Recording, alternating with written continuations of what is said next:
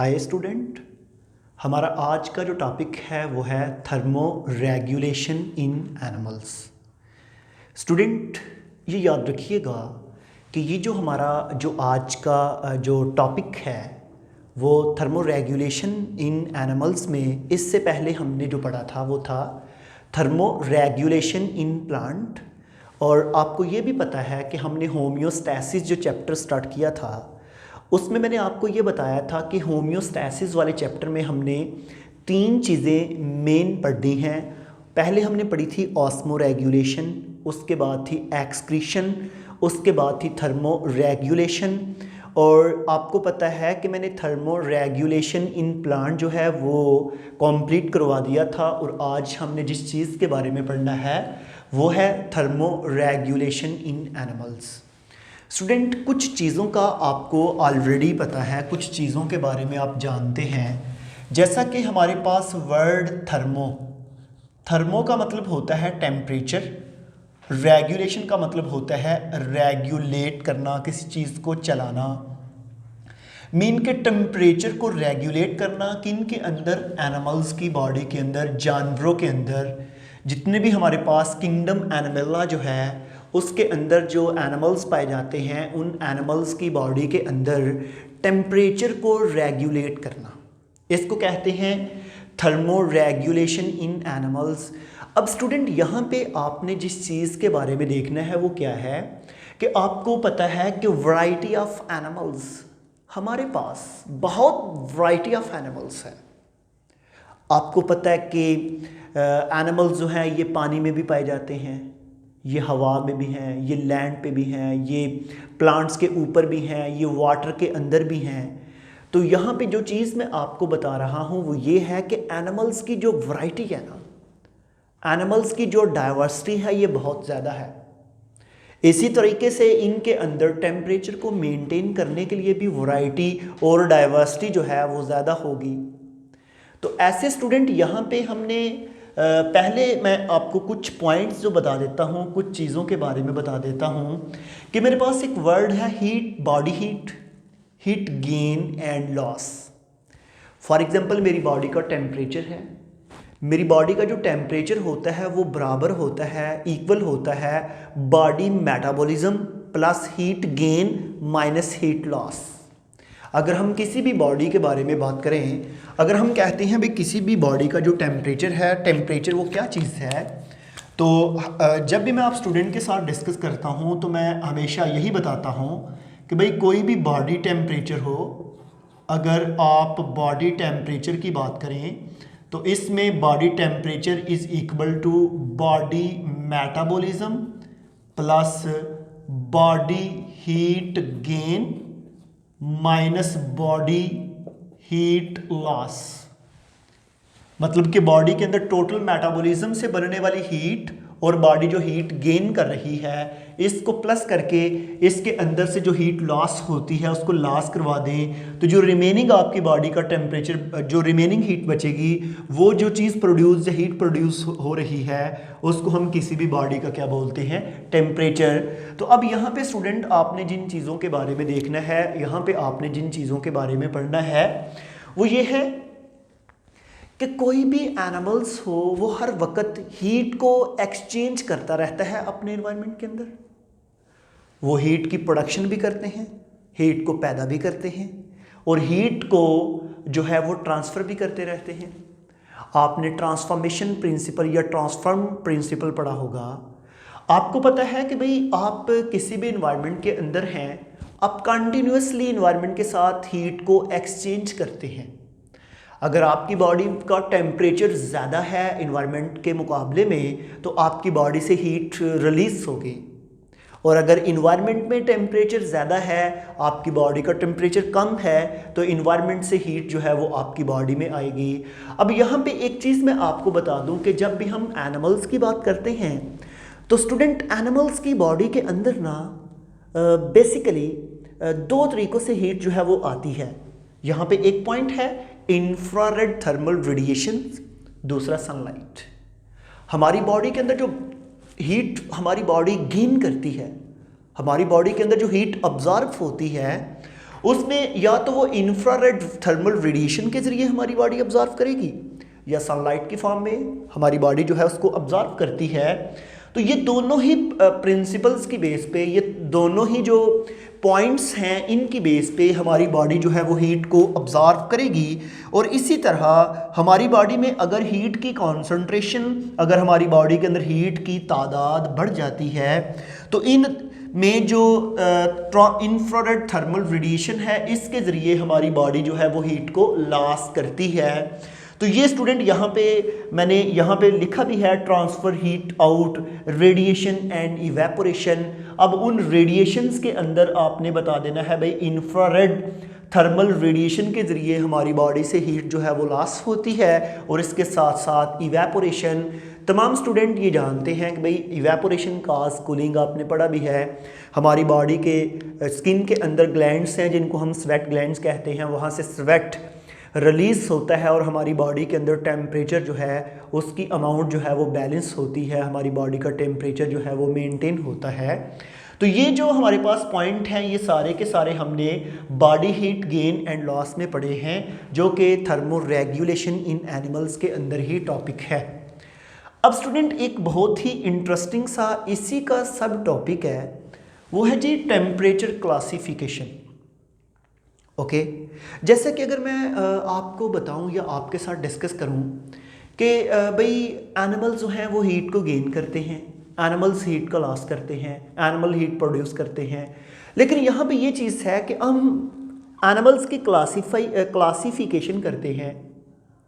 अब यहाँ पे देखिएगा कि टेम्परेचर की बेस पे हम जो एनिमल्स की क्लासिफिकेशन करते हैं, हम एनिमल्स को दो ग्रुप में डिवाइड करते हैं। कुछ ऐसे हैं जिनको बोलते हैं पाइकेलोथर्म्स और कुछ ऐसे हैं जिनको बोलते हैं होमियोथर्म्स। स्टूडेंट यहाँ पे आपने ना एक चीज़ याद रखनी है, पाइकेलोथर्म्स कौन से हैं और होमियोथर्म्स कौन से हैं। ऐसे एनिमल्स जो, मेरी बात को ज़रा गौर से सुनिएगा, ऐसे एनिमल जो अपनी बॉडी का टेम्परेचर जो है उसको चेंज करते रहें इन्वायरमेंट के टेम्परेचर के साथ साथ। फॉर एग्जांपल, जैसा कि आपको पता है कि अभी जो हमारे पास दिसंबर का मंथ चल रहा है, इसमें बाहर टेम्परेचर 5, 6, 8, 10। ऐसे एनिमल जो अपनी बॉडी का टेम्परेचर भी 5, 6 या 8, 10 के मतलब उसके मुताबिक एडजस्ट कर लें, उसी के मुताबिक चेंज कर लें, उन एनिमल्स को हम बोलते हैं poikilotherms. Poikilo mean constant, therm mean temperature. उनकी बॉडी का टेम्परेचर जो है एनवायरनमेंट के साथ कंटिन्यूसली चेंज होता रहता है, जिस तरह का एनवायरनमेंट का टेम्परेचर, सॉरी पाइकेलो मीन चेंज होना, एनवायरनमेंट के साथ सेम रखना, अपनी बॉडी के टेम्परेचर को सेम रखना। उसमें फिश, एम्फीबियन और रेप्टाइल हैं। इसी के साथ जो हमारे पास जो होमियोथर्म्स हैं, अब आपको पता है कि होमियो में हम कांस्टेंट को डिस्कस करते हैं। जब भी होमियो की बात करते हैं होमियोथर्म्स, तो होमियो का बेसिकली मतलब कांस्टेंट होता है, थर्म का मतलब टेम्परेचर होता है। इसमें हमारे पास दो तरह के एनिमल्स आते हैं, एक बर्ड्स हैं और बर्ड्स के साथ दूसरे मैमल्स हैं। बर्ड्स के साथ जो दूसरी चीज़ है वो मैमल्स हैं। ये जो एनिमल्स हैं ये अपनी बॉडी के टेम्परेचर को कांस्टेंट रखते हैं। जैसा कि मेरी बॉडी का टेम्परेचर 37 है, आपको पता है कि जब समर सीजन में टेम्परेचर 50 या 55 भी हो जाता है, मेरी बॉडी का टेम्परेचर तब भी 37 ही रहता है, ये कांस्टेंट है। अब आपको पता है कि विंटर में जब बाहर का टेम्परेचर बहुत लो हो जाए, यहाँ तक कि माइनस में चला जाए, मेरी बॉडी का टेम्परेचर तब भी 37 है। इसका मतलब है कि वो एनिमल्स, वो ऑर्गेनिज्म, वो किंगडम एनिमल्ला से बिलोंग करने वाले ऑर्गेनिज्म जो अपनी बॉडी के टेम्परेचर को मेंटेन करके रखें, वो एनवायरनमेंट के साथ चेंज ना करें, उनको हम बोलते हैं होमियोथर्म्स। स्टूडेंट, ये जो मेरे पास क्लासिफिकेशन है जिसमें मैंने एनिमल्स के दो ग्रुप बनाए, पाइकेलोथर्म्स, होमियोथर्म्स। पाइकेलो में हमने रखी fishes, amphibian, reptile. Okay, homeo में हमने रखे बर्ड्स एंड मैमल्स। और यहाँ पे ये जो मैं बात कर रहा हूँ एनिमल्स की, मैं कॉर्डेट की बात कर रहा हूँ। आपको पता है ना कि फर्स्ट ईयर में आपने चैप्टर 10 किंगडम एनिमला जो था उसके अंदर आपने 10 फाइलम पढ़े थे। कौन कौन सा था? पहला Porifera, Coelenterata, Platyhelminthes, Nematoda, Annelida, Arthropoda, Mollusca, Echinodermata, Hemichordata और कार्डेटा। जो कार्डेट है उसकी 5 क्लासेस हैं, उनको हम टेम्परेचर की बेस पे क्लासीफाई कर रहे हैं। इससे जो प्रीवियस हैं उनके साथ हमारा कोई कंसर्न नहीं।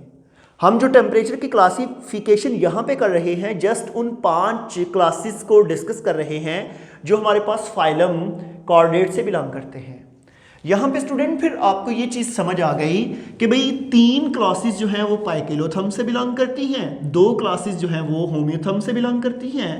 लेकिन क्या हुआ कि बाद में कुछ प्रॉब्लम क्रिएट हुई। स्टूडेंट ये हुआ कि कुछ डीप सी फिशेस जो हैं वो अपनी बॉडी के टेम्परेचर को कांस्टेंट रखती हैं। तो ओल्ड क्लासिफिकेशन के मुताबिक हमने कहा था कि फिशेस तो इन्वायरमेंट के साथ अपने आप को चेंज करती रहती हैं। उसके बाद कुछ लिजर्ड्स देखी। लिजर्ड्स क्या करती हैं कि अपनी बॉडी के टेम्परेचर को कांस्टेंट रखती हैं, वो इन्वायरमेंट के साथ चेंज नहीं करती। तो लिजर्ड बेसिकली एक रेप्टाइल है और हमने तो रेप्टाइल को पाइकेलोथर्म्स में क्लासिफाई किया था कि भाई जितने भी रेप्टाइल हैं मीन लिजर्ड लाइक स्ट्रक्चर्स वो सारे के सारे तो इन्वायरमेंट के साथ चेंज करते हैं अपने टेम्परेचर को। लेकिन हमने कुछ ऐसी लिजर्ड्स देखी जो अपने टेम्परेचर को चेंज नहीं करती, जो अपनी बॉडी के टेम्परेचर को कांस्टेंट मेंटेन करके रखती हैं। इसका मतलब है डीप सी फिशेस और lizards, deep sea fishes fish से बिलोंग करती है, लिजर्ड जो है रेप्टाइल से बिलोंग करती है, लेकिन ये इसमें फिट नहीं हो रही। स्टूडेंट इसी के साथ कुछ बर्ड्स और मैमल्स जो अपनी बॉडी के टेम्परेचर को कांस्टेंट नहीं रखते, वो अपनी बॉडी के टेम्परेचर को इन्वायरमेंट के साथ चेंज कर लेते हैं। इसका मतलब है कि बर्ड्स और मैमल फिर होम्योथर्म्स में सेट नहीं हो रहे।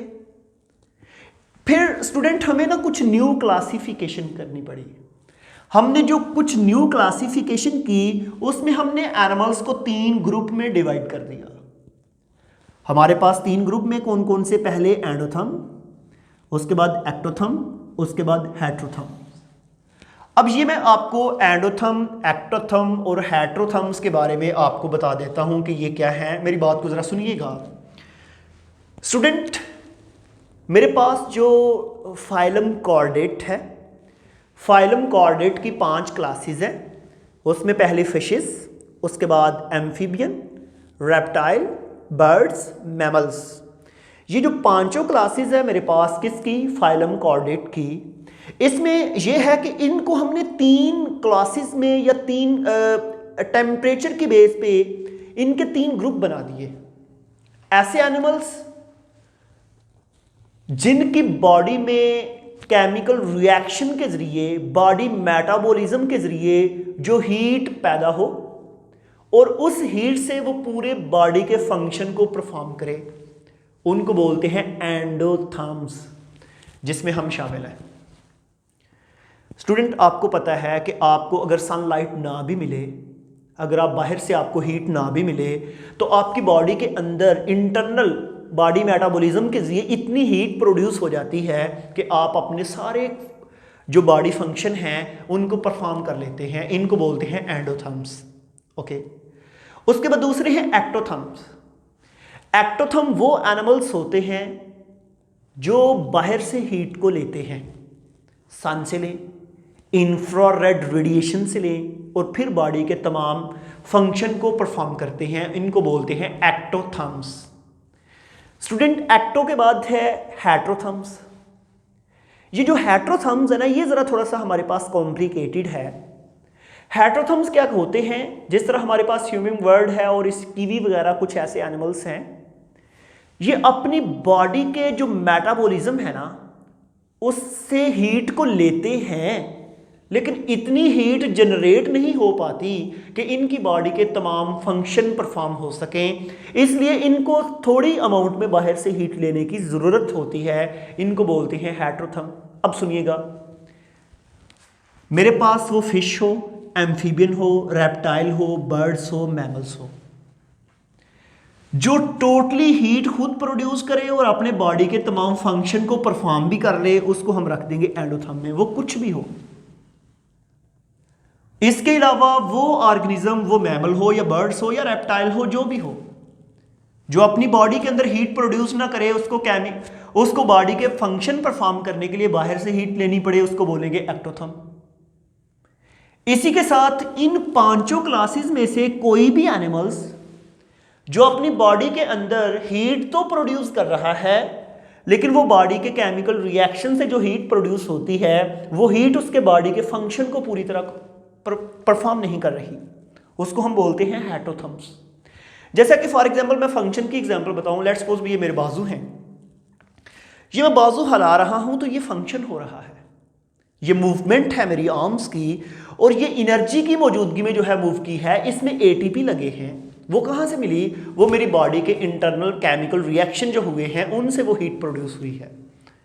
इसका मतलब फिर ये हो गया कि हमारी बॉडी के अंदर जितने भी केमिकल रिएक्शंस होते हैं, उन तमाम केमिकल रिएक्शंस के अंदर बनने वाली जो हीट होती है, वो हीट बेसिकली जो है हमारी बॉडी के अंदर ही यूज़ होती है, और उसमें हमारी बॉडी में डिफरेंट फंक्शन जो है वो परफॉर्म होते हैं। तो ऐसे स्टूडेंट जो है, हमने अभी ये थर्मो रेगुलेशन इन एनिमल्स के अंदर कुछ चीज़ें पढ़ी हैं, और अभी इसके बाद जो नेक्स्ट लेक्चर है उसमें मैंने ये बताना है कि हर एनिमल जो है, अगर उसकी बॉडी का टेम्परेचर बढ़ जाए तो उसने कम कैसे करना है, कम हो जाए तो उसने ज़्यादा कैसे करना है।